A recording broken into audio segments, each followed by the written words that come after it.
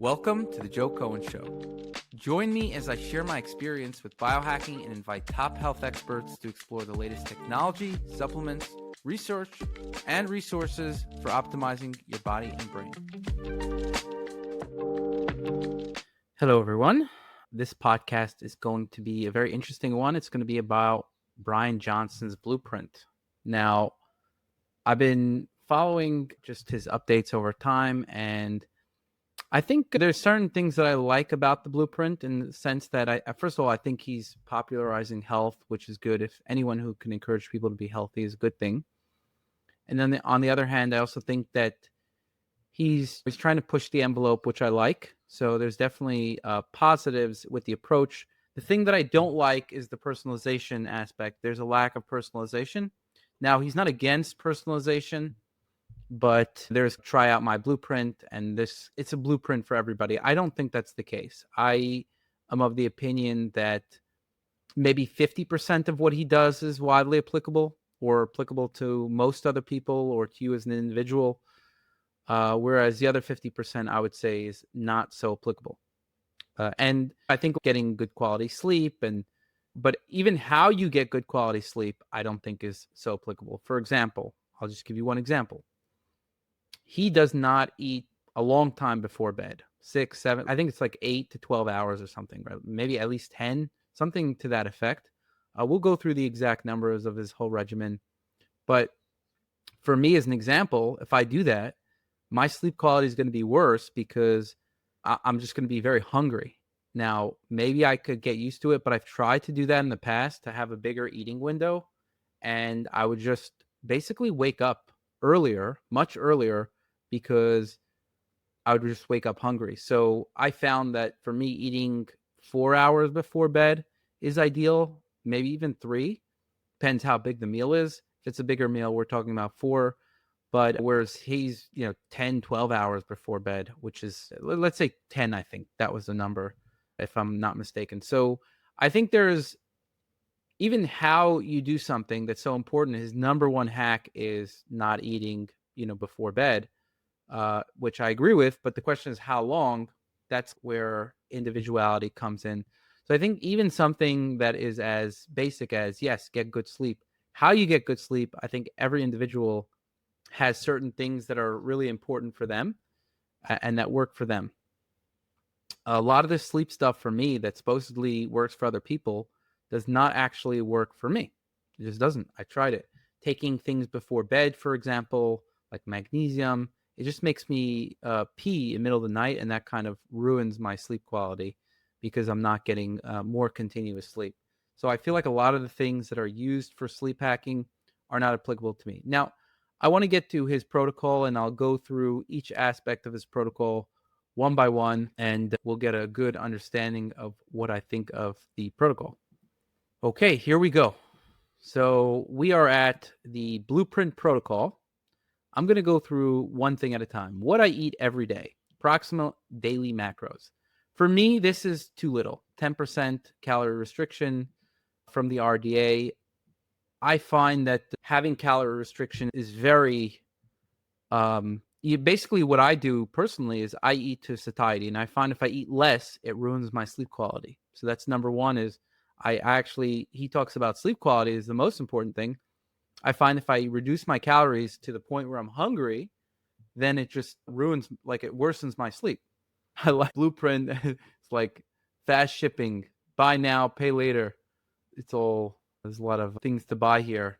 So that's interesting. But yeah, so I would say this wouldn't work for me. I actually don't like to measure my calories. I also think that a lot of people who are eating the same thing every day wouldn't work for, and you can't measure your calories if you're not eating the same thing every day.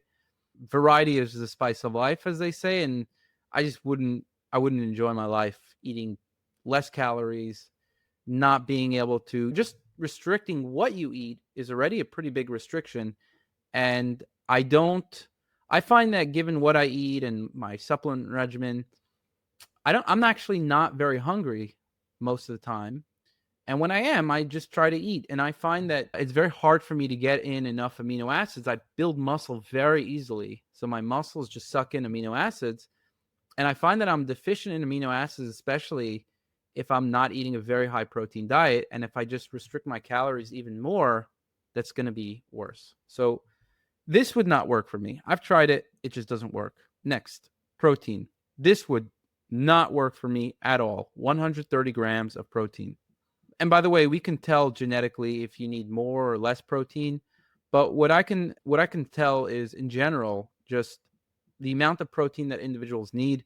People who are exercising and working out and going to the gym, they need more protein than 25%. And I can measure it in my blood. So you can measure total serum protein.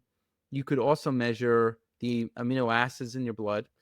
And a lot of people who are fatter actually have more amino acids because they don't use the amino acids they take in. Basically, the body can prioritize amino acids. So you can prioritize it for building muscle, which is what my body does. And so I need more of it. Or you could prioritize it for other kinds of functions like the immune system and things like that. For me, my body prioritizes muscle building. So if I get any kind of exercise, I'm going to bulk up pretty quickly, pretty fast. So for my size, which is 5'8", I weigh 180 pounds, almost 175 pounds. And that's going to the gym less than once a week on average. Sometimes I wouldn't even go for 2 months. And again, a lot of that has to do with genetics, but there's a downside to that in which my body, if I exercise a lot, it just takes in all those amino acids and puts it into the muscle. And so I build muscle very quickly. But the problem is that I'm likely to be more deficient in amino acids. And then I won't have enough amino acids for other things that amino acids are used for, like the immune system, to create antibodies, for a whole bunch of other purposes, right? Healing, wound, just there's amino acids are used for everything in the body. And I think that actually, like, being fat is almost like there is some benefit where you're not using these amino acids for your muscle, which is worse in a lot of ways, of course, but you're using it for maybe your immune system or some other thing. Obviously, you could be skinny. There's skinny people without a lot of muscle. I'm not saying, but what I notice is, like, I'll have lower protein, less amino acids in my body. And people who are also have a lot of muscles, they'll often have less amino acids floating around their body than people who are just like, I see they're like overweight and they're like eating junk or whatever. And I think they're just not prioritizing those amino acids for muscle building. Because I think I need to get way more than 25%. It's not I cannot get enough protein, essentially. It's almost impossible for me to get enough protein just by diet. I think it's impossible for me. I've tried it. And so that's why I supplement with amino acids, with whey protein. And I've taken way more than 130 grams. And this is vegan protein that he's taking. This does not work for me. It would not work for a lot of people, especially if you're on any kind of muscle building regimen. I don't know how he does it, to be honest. He does have muscle, but I'd say that's very atypical, right? Sometimes I'll look at his regimen. I'm like, I don't know how the fuck he's doing this. Something doesn't make sense. And then it'll come out later that something was different. So this happened with rapamycin recently, where I'm like, 13 milligrams of rapamycin, that is going to suppress the immune system a lot. There's no question about it. That's not something that a lot of people are going to be able to handle. I wouldn't handle it because I know, especially if you're traveling a lot, maybe if you're just in an isolation bubble, which he was for a while, maybe that could work because he didn't go out much and he was getting his perfect sleep for 8 months, which is great. But maybe with limited human contact and if you're not exposed to a lot of infections, maybe 13 milligrams of rapamycin can work. So that never made sense to me. And then it came out that, and he's saying that he's got perfect health. And then it came out that, oh, wait a second, I had to stop this because a whole bunch of lab markers were out of the range and wasn't making any sense. He was taking it for years, so it's not an instant thing, right? It's not like all of a sudden you take it for 2 years and all of a sudden things go wrong. There were things going wrong for a while, and I just think that he ignored it or he wasn't sure what it was from, which is what happens when you don't have that much experience in the industry. So he's been doing this for a couple of years. I've been doing this for 20 years. I still am not sure about like certain things. You have to take it out. You got to re-add it. So there's a lot of testing, a lot of research. Yeah, and I'm just like, this guy's putting together a blueprint and he doesn't understand how a lot of these things, there's no way that he's just measuring his blood and he knows what's doing what, right? You can have hypotheses, but you have to do A/B testing all the time because these things are also not so predictable. They don't work the same in every way. Sometimes you respond better to something than someone else. That's one of the points about genetics. You could see what are you more likely to respond to. Coming back to here, I don't know how he puts on the muscle that he does with this level of protein. It could be he's deficient in a lot of amino acids, and we don't know about that. He doesn't test his amino acids. He does show his serum protein levels, but I'm very skeptical about how he displays results, just to be very clear. Meaning, when I display results for something, I show you the whole trend of, okay, here's how my results, and you see it snakes. When you just cherry pick, and you just show the best result of what you have, that doesn't mean anything to me. I can cherry pick every single data point and just show you the best results, and it'll look like, wow, Joe is way healthier than Bryan Johnson here. And you just work on something, you make it optimal, and then something else happens and it goes out of the optimal. So it's what's super clear, and nobody really realizes this, is that he's data mining, he's cherry picking. So he will do testing every 2 weeks, he claims. And if you do that, you're going to get a lot of very good results, but he's not showing you the times where it's not good results. He doesn't show you the trend or what's happening, which is really the most important thing. When he starts revealing all his test results, that's when I would be like, and I want to see that. Show me all the test results, how they change over time. That's something I use self-decode for. And when I publish data of, hey, look, here's my testosterone, here's how it changed over time, you could see sometimes it goes up, sometimes it goes down a little bit.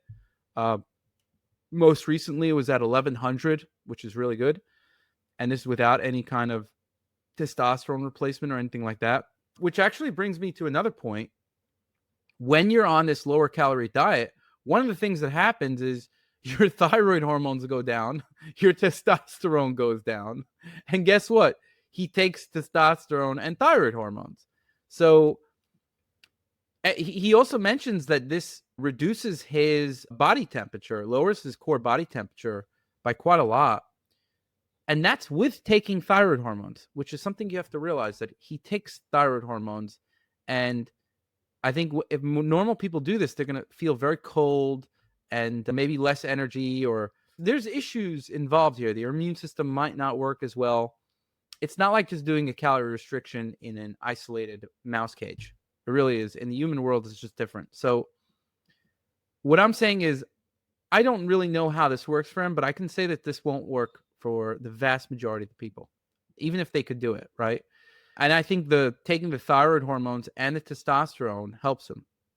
With the protein, I don't know. Again, he is a fluke. There's something wrong here. When I look at something and it doesn't make sense, I can tell you there's something that doesn't make sense here. Given how much muscle he has and given the amount of protein he consumes, something does not add up. And if he's not deficient in amino acids, I don't know, like something does not add up. He might be a mutant where he knows his body perfectly, takes every amino acid and utilizes it extremely efficiently, but something doesn't make sense. It actually used to be lower, I think. So he actually increased the protein 130 grams. Again, for his size, he's 5'10", 5'11". Something doesn't make sense. For his level of muscle mass, I don't know. I'm not buying this so much. Next up, we have, again, I think there's just information that we're missing. So that's what I mean by I'm not buying it. I think he is doing this, but I just think we're missing some information. Maybe he's doing something that, or there's some issue that we don't know about that is arising from this. Carbs. I think this is a fair bit of carbs that, again, some people do well with carbs, some people don't. I think you would rather lower the carbs and increase the protein for most people. Fat, I think, is okay. He's consuming a good amount of fat. Most of it's from olive oil. That's fine. Things I don't consume, okay, I don't need to go through this. I support all these things. Sugar, junk food, fried foods, highly processed foods, gums.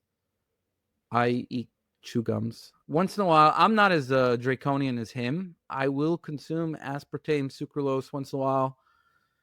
Won't make it part of my daily regimen, but I don't think it's bad in very small quantities. I will consume dairy for sure, and studies show that there's benefits to dairy. Pasta, bread, I try to stay away from. very little of these pastas, breads, just like maybe I'll taste it here and there. Canola oil, I try to stay away from, but if you go to restaurants, sometimes it'll just be in there. Alcohol, I minimize very much. We might be talking about an average of 1 drink a week. So pretty minimized. It's mainly if I go on a date and I don't want to make the other person feel uncomfortable. I don't think one drink of alcohol is actually too bad. But I agree in general, all this stuff you want to stay away from as much as possible. His food routine. Okay, so he wakes up at 5:25 a.m. I think it's good to wake up early. I personally travel too much and I can't do this because I'll shift my schedule too much at the moment. But I think it's a good approach in general. He consumes 8 ounces of a drink consisting of, okay, here's a blueprint. These are nice ads that he's got going on here. It's okay. I don't mind if people make money. Half a teaspoon of prebiotic GOS, 1 teaspoon of inulin. I'm in favor of these, by the way. So I think those are good. It's probably a fair, but I take less. Just because they do give me gas if I were to take this amount. So I try to take less. But let's see this Blueprint longevity mix. Top 1% speed of aging. I don't believe any of these numbers because he's basically cherry picking. So just to be clear, I'm very skeptical. I'd like to see all the numbers, not that you measure something 100 times or 500 times and then you just take the best score. Even something like bone mass, something that doesn't make sense because bone mass takes years. This starts from when you're a kid. A lot of it, you cannot just change your bone mass to the 1% in a few years. I don't give a shit what you're doing.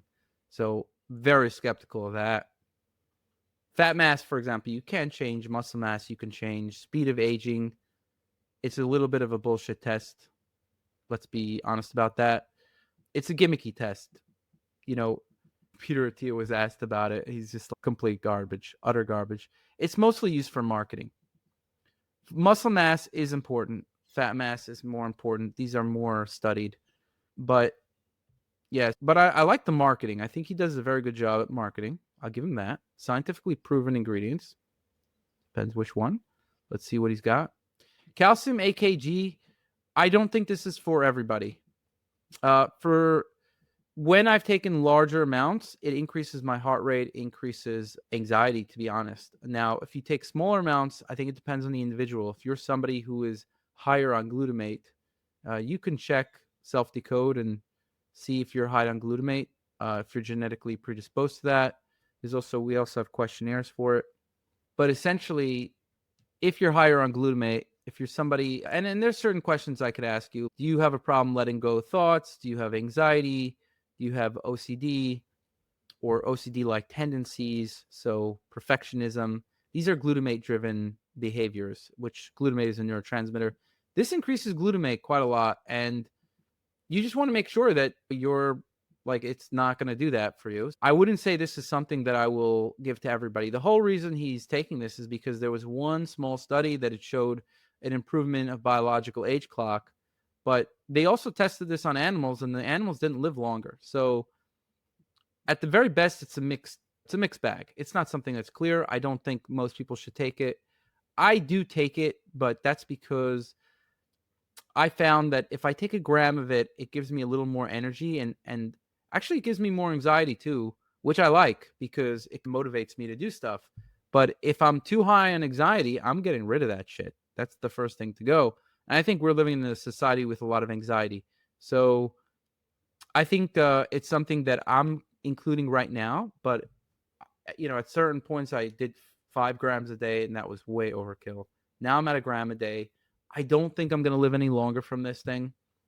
But I still take it anyway. It's a very advanced supplement, not something I recommend most people taking. Now, let's see if he says how much of the ingredients you get here.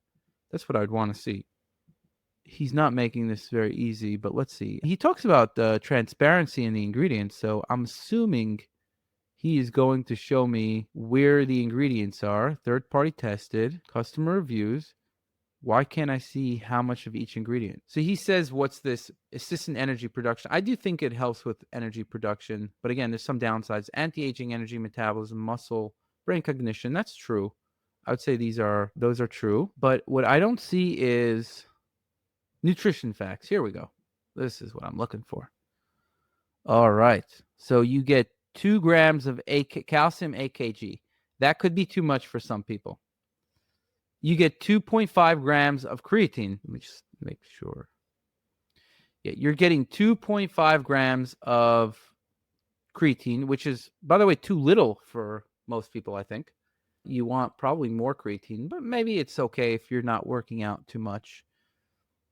Taurine is 1,500 milligrams. I think that's okay. My only problem with this would be just taking 1,500 in one shot.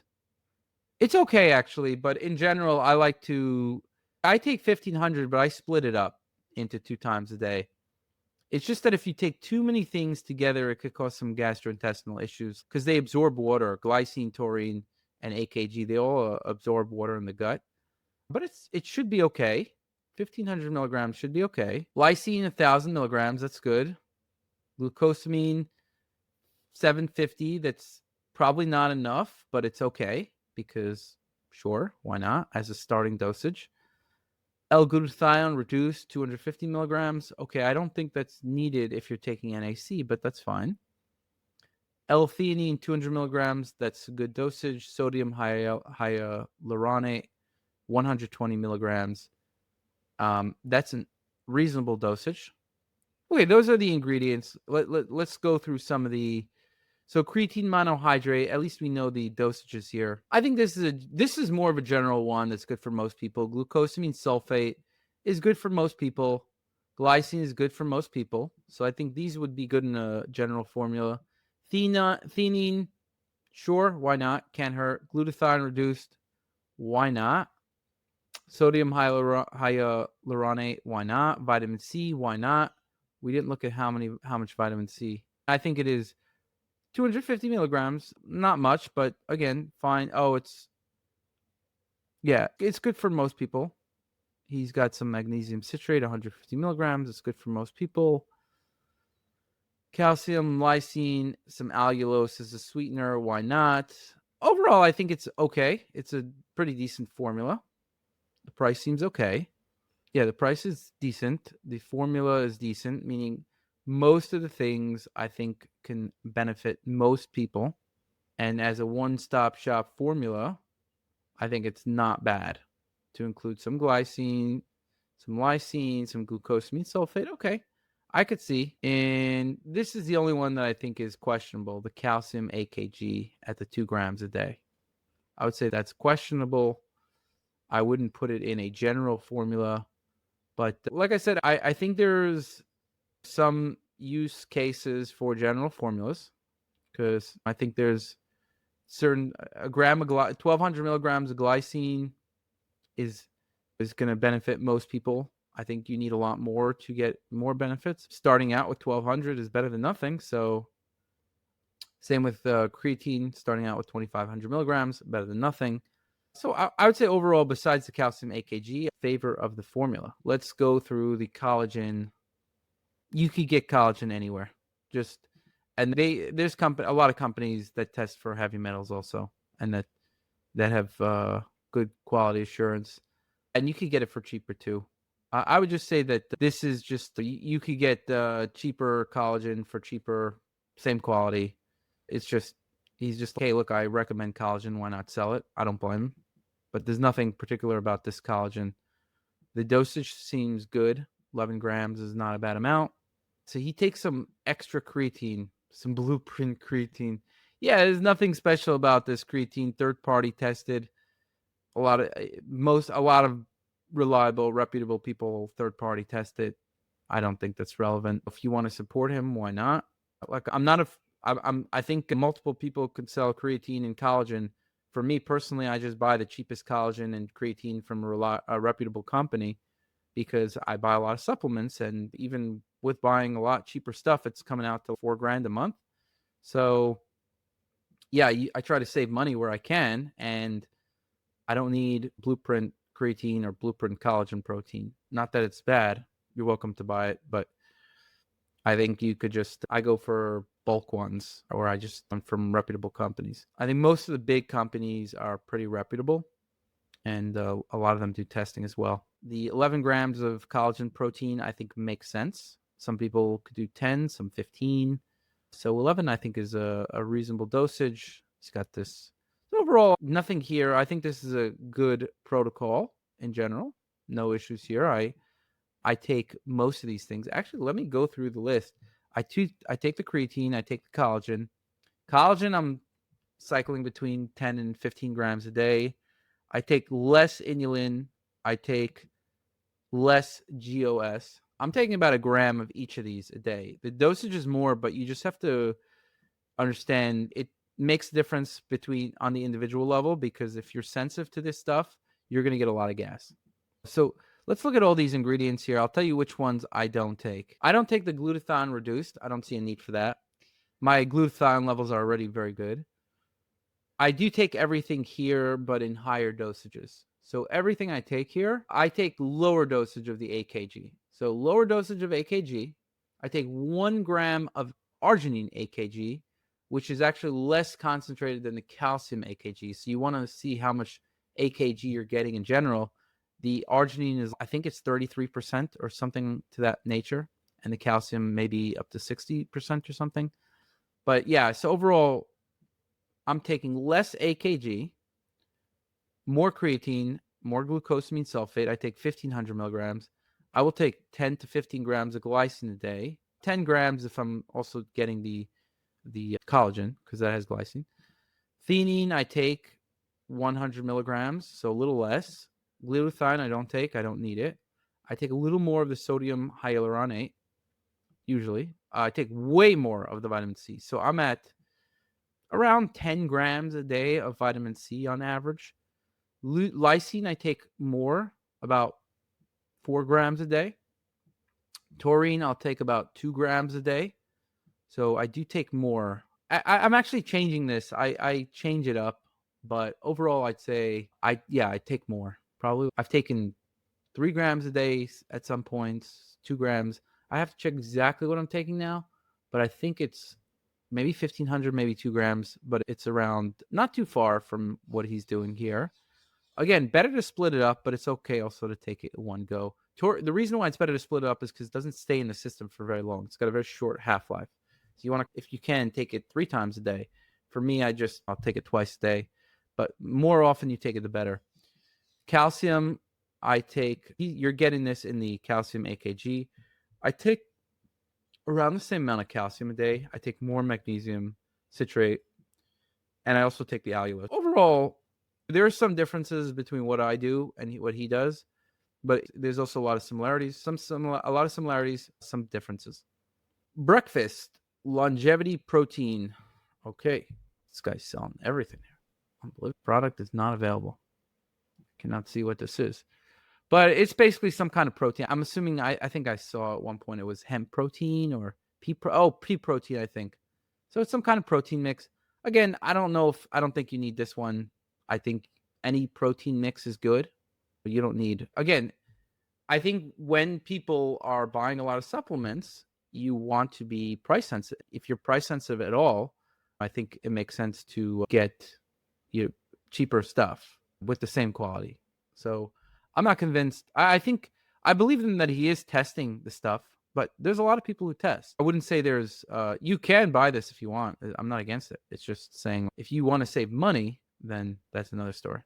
I don't think he's price gouging, to be honest, though. I actually think he's pretty good with his prices, which is actually surprising with influencer-led brands.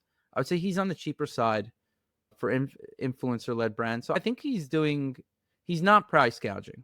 So I want to be clear about that. But the reason I wouldn't buy it is because I just think I could get it for cheaper for the same quality. And given how expensive I'm taking 100 grams of whey protein a day. Also, I'm less interested in plant-based proteins, more interested in whey protein. Although maybe I've mixed it up in the past, and maybe I'll mix it up again. I like the amino acid mix that whey has more for me because I'm missing more of those amino acids. So this is something that's more of this is something that is an individual kind of thing where, like, I would also say whey at certain points in the past, I was sensitive to it. I'm not sensitive anymore, but I like that it has more leucine and some of the essential amino acids, which I'm deficient in because of how quickly I build muscle. So the plant proteins work less well for me. He's taking another collagen protein. So I take it once a day. I think it's fine. And the reason I take it is because let's say you take 15 grams of collagen, you're getting about 2 grams of proline, which when I go too high in the proline, it causes anxiety. So I try to limit the collagen to 15 grams a day. And I think the lysine part of the collagen is something you want to spread out. So instead of taking collagen twice a day, I'll take glycine more times. Whereas because I don't want to go overboard on the proline, I just take the collagen once in the morning. Blueprint cocoa, I still seem to be sensitive to cocoa to some degree. And it seems like one of the last things I'm still sensitive to. So I just don't consume cocoa. Certain cocoa extracts I do okay with. There's a chocomine one, but this is just whole cocoa. So I'd say this is individual. Cocoa is a bean, by the way, and some people are going to be sensitive to this bean. Tablespoon of extra virgin olive oil, that's great. Blueprint macadamia nut milk, sure. I don't know. I'm not sure what this is for. I don't think this is anything like anti-aging per se. It's just a non-dairy milk that maybe is designed to enhance the flavor. I'm not sure of the protein. Like maybe it just goes well with the protein. So I'd say overall that's probably just neutral. Sure, why not? I'll take the following pills. Okay, wow. Blueprint. Everything's Blueprint now. All right, let's see what we got here. I feel like this whole thing is a Blueprint advertisement almost. But yeah, he's just making his whole thing a Blueprint ad, which is fine. I think he's adding some value in certain ways. So why not make money? I'd like to see the nutrition facts. All right, vitamin D. This is okay. And it's a good dosage for normal people, 2,000 IU. Vitamin E might be a little too much in the alpha tocopherol, but it's okay. No serious qualms there. Thiamine is too little, but it's okay. I don't think he's trying to get you to be sufficient in every vitamin. Same with riboflavin. It seems like he's just trying to aim for 100%, which is fine. Niacin as niacinamide. Niacin as nicotinic acid is better. I would have not chose niacinamide. He chose B6, the cheaper form, or the non-active form. I would say, but it's a low dosage, so not relevant. That's fine. He's got the methylfolate. Again, lower dosage, but it's fine. Probably more than I would put in methylcobalamin. I seem to do well with 50 micrograms, and he's putting in 125. Fine, no serious qualms. But it's interesting that he imbalanced this with more B12, but lower of certain other nutrients. So I was never deficient in B12, but I was always deficient in niacin. Thiamine was a big one. B6 at times, folate, I think as well, yes. For me, this is too little biotin. For me, this is not a big impact. This would make my life more difficult because I wouldn't be able to take a B complex. I don't think this is because then you're getting too much B12. And I don't think this is like he's giving you the amount that you get in a B complex even more.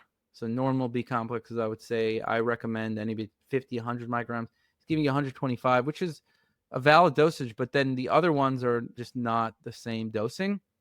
So I don't understand the logic there. He's trying to go with 100%, then he's going with 50 to 100% for B12.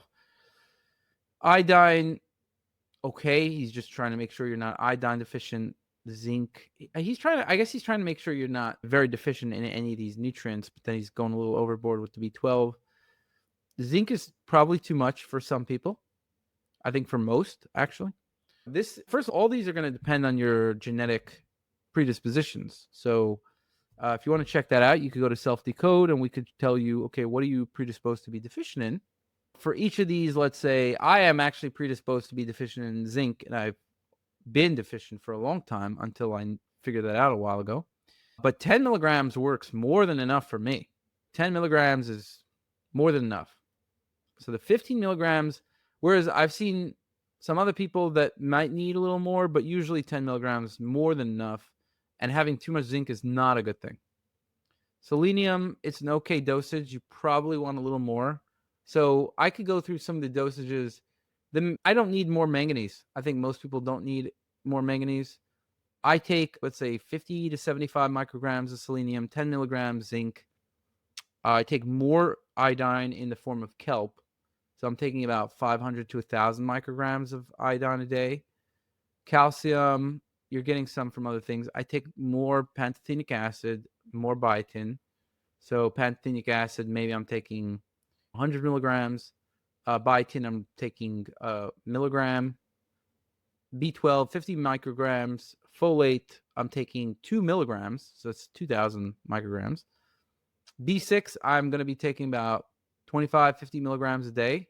I shift because I do experiments to see what the ideal number is for me. Niacin, I will take about 200 milligrams a day. That's nicotinic acid, riboflavin.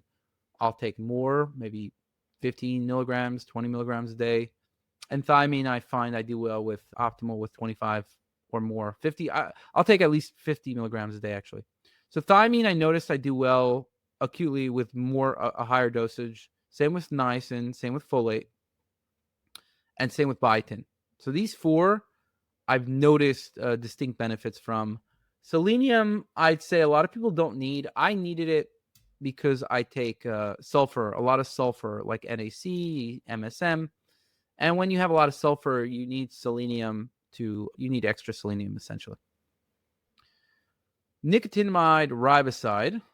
Okay, that's a good dosage. It's an expensive ingredient, so the fact that he's including this is pretty good, actually. But all this stuff, the rest of it's pretty cheap. And I would prefer just getting a multivitamin or I would prefer a B complex. And I don't think you need the manganese. So I think most people don't need manganese and selenium. When I look at their blood tests, their levels are usually pretty good if you're eating a healthy diet. And these are things you want to be in a normal range. A lot of people don't need extra zinc, but a lot of people do. So zinc is actually a pretty good one where you could check your genetic predisposition. Iodine can also go both ways. I think there's probably a proper dosage for that. Broccoli seed extract, okay, but this one is tricky because you actually want to get this alone. I don't think he's giving you you're not getting the sulforaphane, which is the main ingredient. And in order to break down I think it's a little tricky. Ficodin, I think, is useless. Luteolin is useless. Ubiquinol, not enough. I would do 100 milligrams at least. L. acidophilus, the particular species makes a difference. So because he doesn't list it, I'm not too impressed there. Spermidine, I don't recommend this as a general thing for people. 10 milligrams of this trihydrochloride. This is something I've been screwing around with on and off and doing research. This is an advanced one. I don't know. I'm not on this train, especially not at 10 milligrams. I take a wheat germ one. I find the trihydrochloride has a bit of a different effect. It's not so simple, actually. I think the jury's out on spermidine, and I don't think most people should just take this. If you look at just the reviews on spermidine trihydrochloride online, you're going to see, look at Amazon, spermidine from Doublewood. They sell the trihydrochloride form, which I try. It has some weird effects. Would not put this in a general formula. Definitely not. Boron, 3 milligrams is a good starting dosage. Lithium orotate, 1 milligrams, not enough.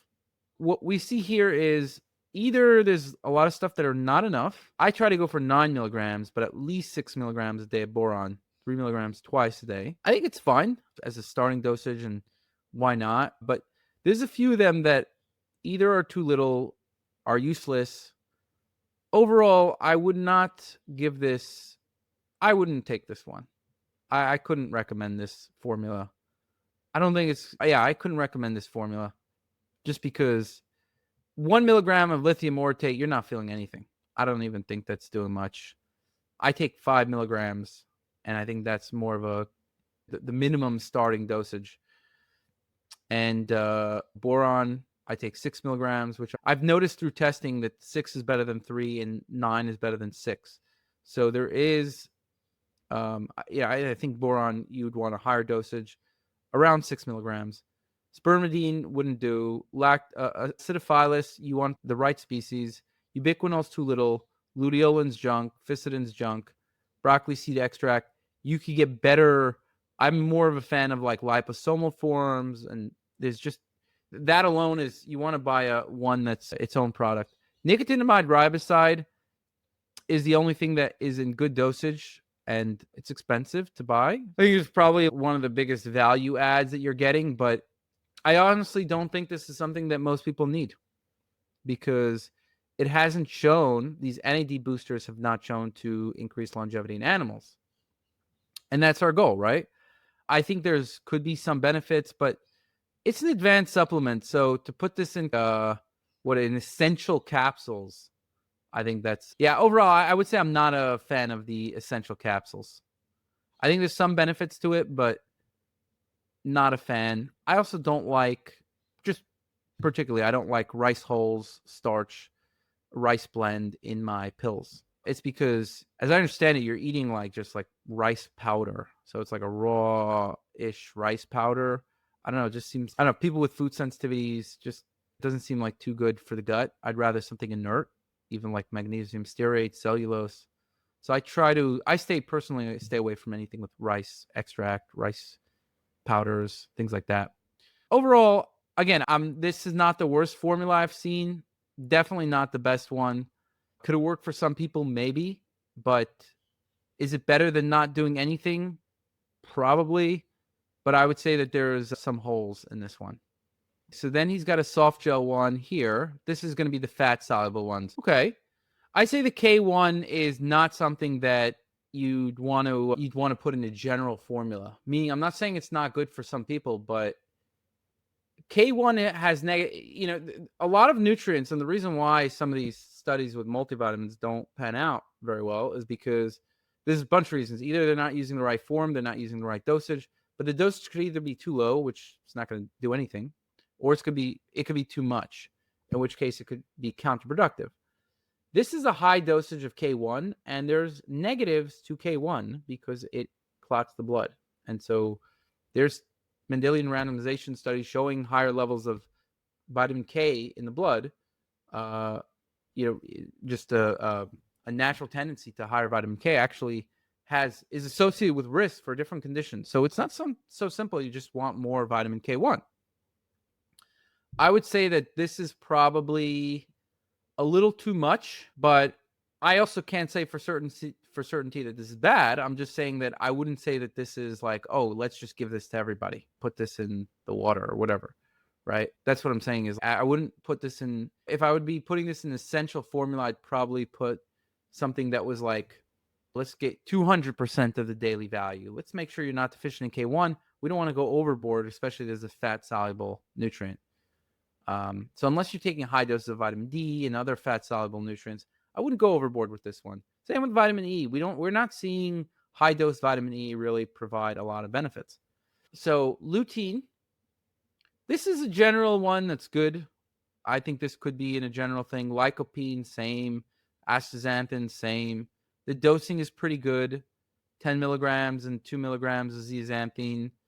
Vitamin K, it's a little too much vitamin K for a general formula, I think. The vast majority of people, I think, would do more than good with 1 milligram. You're also getting 600 micrograms of K2, of MK7. So you're getting two forms. This is, if you actually look at the life extension one, that's like you're taking a vitamin K supplement. You're not even getting this dosage of stuff, right? So they put way too much vitamin K2, MK4 in general in these just vitamin K formulas. And I think as a general essential formula, I think this is too much, which is defeating the purpose. I like the dosage of zeaxanthine, lycopene, lutein, and astaxanthin because I don't think that's too much for anybody. It's hard to go overboard. But with these essential nutrients, with these nutrients like vitamin K2, look at the supplements that are sold for MK7. They're sold in 50 micrograms or 100. He's selling them in 600 micrograms. Again, I think the ones that are sold are probably too little, but then he's combining this with 5 milligrams of MK4 and then 1,500 micrograms or 1.5 milligrams of K1. And I'm pretty sure this is a synthetic K1. So that's why I'm saying I'm not such a big fan of this formula just because certain things are too much. I would have gone with the maybe 500 micro, like a third of this K2, a third of the K1, third of the K2, a third of the MK7. Then I think it would have been more broadly applicable. Give 2 milligrams, 1.5 milligrams of MK4, 200 micrograms of MK7, 500 micrograms of K1. That would have met the needs of that could be an essential formula. And if you're someone who's like, hey, look, I just want a lot more vitamin K, take a vitamin K supplement. So I just think this was bad. Kind of, I just don't agree with it.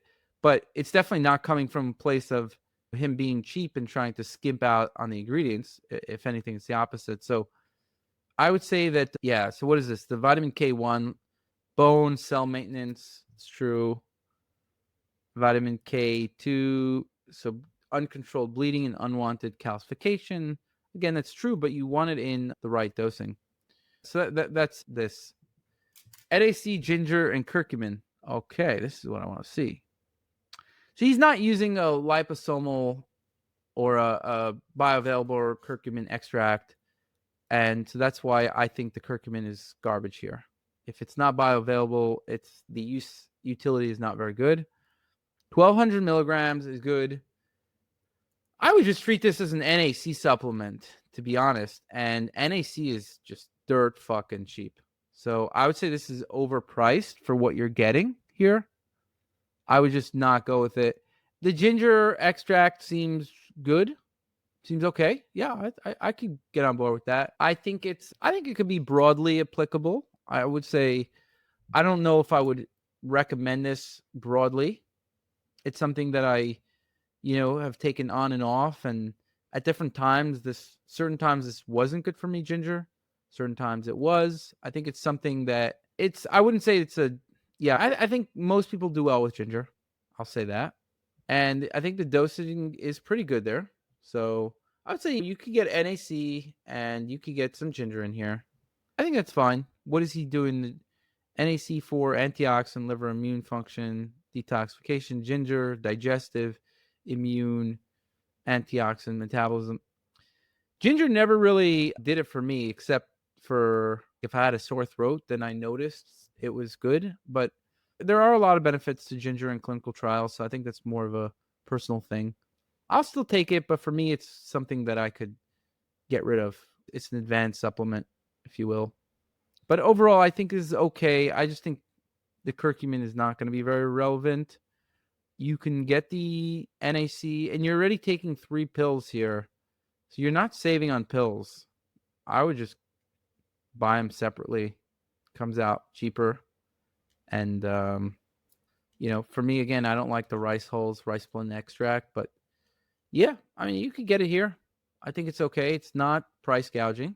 So I think it's okay. I'm mixed overall on that. I think I could go either way on that. Personally, I wouldn't take it just because there's no need for non-bioavailable curcumin in my regimen. I think I could probably get, so I did find better, like you could get 20% gingerols, these are gingeroids, and it's not clear how the gingeroids compare to the gingerols, which is actually what most of these supplements are standardized for. So I am a bigger fan of the gingerols and getting that on its own. So let me check here. There's Swanson ginger. So I get it one by Swanson, which is a ginger extract. Let's see. So it's 200 milligrams, 60 veggie caps. It's $9, but you could save 20% here. Yeah, it's standardized at 20% gingerols. I'm trying to look at how the gingeroids and gingerols, it's not clear how they, like the actual main ingredient. And I actually do better with the gingerols versus the just general ginger extracts. So the reason I personally wouldn't take it is because I think this is not relevant, the curcumin extract. The ginger extract, I would prefer just getting a standalone one for ginger ale, standardized to ginger ale. It's the Swanson one. It's pretty cheap. And then if we look at the NAC, like what is Now Foods, for example, test for heavy metals. They're a good company. I like them.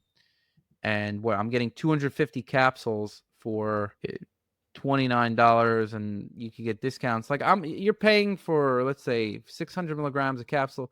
It's anywhere between $20-$25 for a good quality NAC, and that's 250 capsules, 90 capsules. But we're talking about $25 around, which is not price gouging by any means, right? If you're going to buy something like by Bulletproof, that's going to be at least double. So I think reasonable pricing for a formula, definitely not price gouging, but I would rather a different ginger, and I think I get way cheaper NAC. Red yeast. Okay, now we're at no, this is not for most people. Most people should not be taking red yeast rice. I'm sorry. You should check your cholesterol levels. And then a lot of people don't do well with this. We actually have a pharmacogenetic report that will tell you if you do well with statins or not, if you're more likely to get muscle pain. Red yeast rice is not very different from statins. It has statins in them. If it doesn't have the statins, it's not lowering the cholesterol, right? This is taking for his cholesterol levels. I don't do well with any kind of statin, including red yeast rice. I get muscle pain from red yeast rice. This is not something that I support. This should be treated as a drug, which, again, I'm not against people taking statins if they need it, but this shouldn't be sold to random people. It could be marketed specifically, hey, listen, if you have this and this, if you fit into these categories, then we recommend red yeast rice, but I wouldn't take this in general. I think there's better oat garlic extracts than what's here. So yeah, I would just say that this is not the best garlic extract. There's let's see, which company do I use a company called Alamax, and they're using, it's 180 milligrams of the extract. So there's one that's even more. But yeah, it provides 100% yield of allicin. So you're getting pure allicin extract. And it's a patented extraction process, produces allicin, locks in all its goodness into convenient capsules.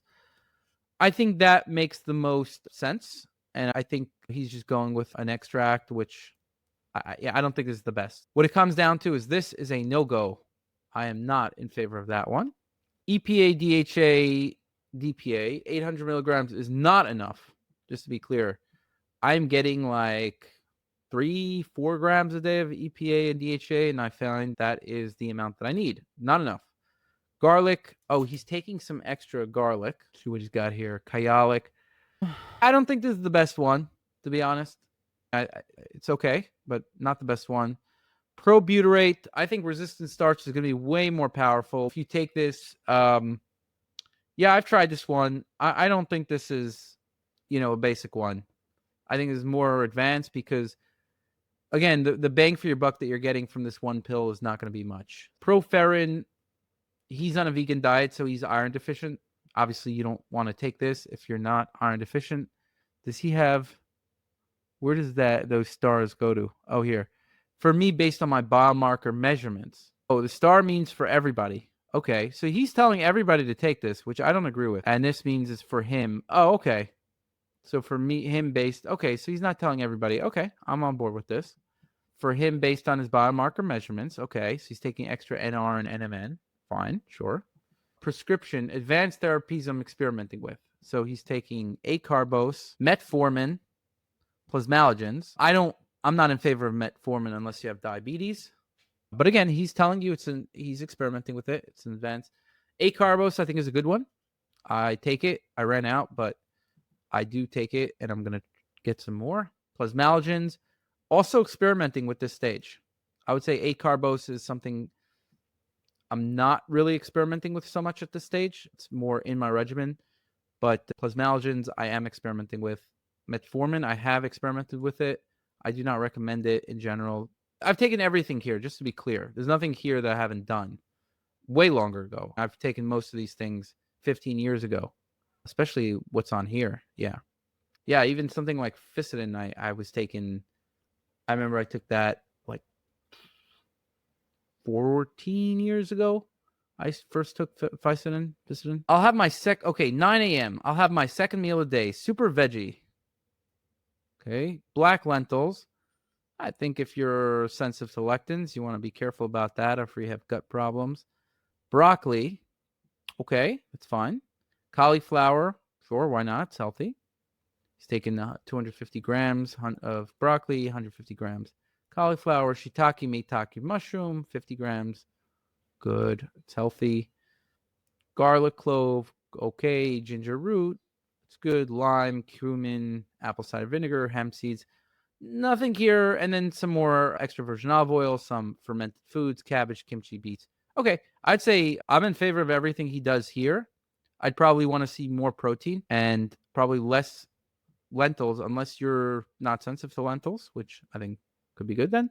And then what we got here, 11 a.m., his final meal. So he's going to sleep probably, let's say on average, 9 p.m. That's where I'm getting from the 10 hours from when he's actually going to sleep. I think he goes to bed at 8 a.m., but 8:30, and then he's probably going to sleep at 9. 300 grams of cooked sweet potatoes. That's healthy. Chickpeas, if you're not sensitive to it, that's fine. Grape tomatoes, sure, if you're not sensitive. I eat sweet potatoes, grape tomatoes, not too much chick. I used to be sensitive. I don't think I am anymore.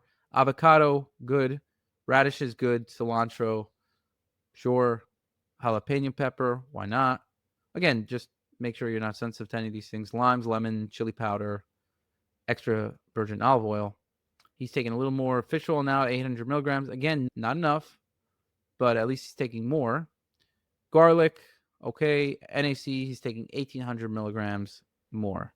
So it seems like he's taking 1,200, and then he's taking another 1,800. I'd say this is advanced. There's a lot of people that won't.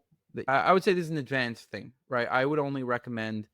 Oh, he says for me based on my biomarker measurements. Okay, I would want to know what he's measuring, but I would say I do better with more NAC overall. So right now I'm at 1,200 twice a day. He's at 1,200 and then 1,800. We're at similar dosages. He then takes iron again, and he takes metformin again. I think he's eventually going to get off of this metformin, if you ask me. He doesn't mention any of the thyroid hormones or testosterone. Okay, exercise. Let's look through his exercise regimen. Exercise 6 hours a week, 3 days of strength training, 3 days of cardio. Aim for 150 minutes of moderate activity, 75 minutes of vigorous exercise. I think the exercise protocol is fine. It's good. Avoid injuries. This is pretty basic stuff. We don't have to go through. I was mainly interested in the supplement regimen because, yeah, I think the other stuff, again, with the sleep, I think this stuff is pretty, everything he's mentioning here is pretty good, except for when you're eating. But that's eat your final meal of the day hours before bed. Experiment with 4 to 6 hours before bed. Okay, at least 2 hours. I think actually this is good. I didn't realize he gave this advice. I think he's giving good advice here. Avoid stimulants, gather data, curate your sleep environment, keep a consistent bedtime, regulate your bedroom temperature. You want it to be 60 to 67 degrees Fahrenheit, regulate evening light, reframe your identity to be a professional sleeper, create a wind down routine, get morning light. All good advice. Females, okay. Pregnancy, what is the protocol? Bryan's daily routine. I think we just did this, but I think, he added a few things here that was just his eating routine and supplement.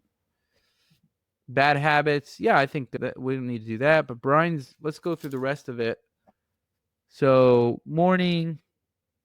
Oh, he's doing some other things like the light device. I think the other things are, the main thing I wanted to comment on was the supplement regimen. Eating, he listens to a book, podcast, or educational video. This guy's disciplined. Probably one of the most disciplined people you'll ever see. So he rotates between standing and sitting, which I think is good. Nothing else is too interesting here. I think the lifestyle stuff, that some of that stuff he does is pretty good. He doesn't go into too much detail here. 7:30 p.m. social time with family, friends, wind down, no message, social media or screens. He does face wash, moisturizer. Okay. in bed, 8:30 p.m. in bed and asleep within 3 minutes. Okay, so I said between 8 and 9. He's 8:30, so it's about 10 hours. Okay. Overall, look, I think what he's doing is he's doing a lot of self-care. It's good. He's spreading the message about health. I don't agree with a lot of the things in the protocol, as you see, but yeah, I think it's just important to understand the nuances, the caveats, what is more broadly applicable, what isn't.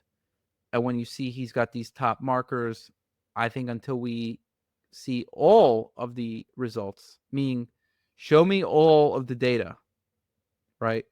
Some of the things are going to be consistent. Fat mass, sure, that you don't need to show all the data. We could check that out. Bone mass, I'd like to see how that changed over time because I am very skeptical that changed too much over time. Sleep, that could change over time, but sure, I think if you really take care of your sleep, most people could get pretty good sleep. Top 1% combined clinical markers, that I'd like to see all of them. If you're doing a lot of self-care and you're investing a lot in your health, I think you can be quite healthy.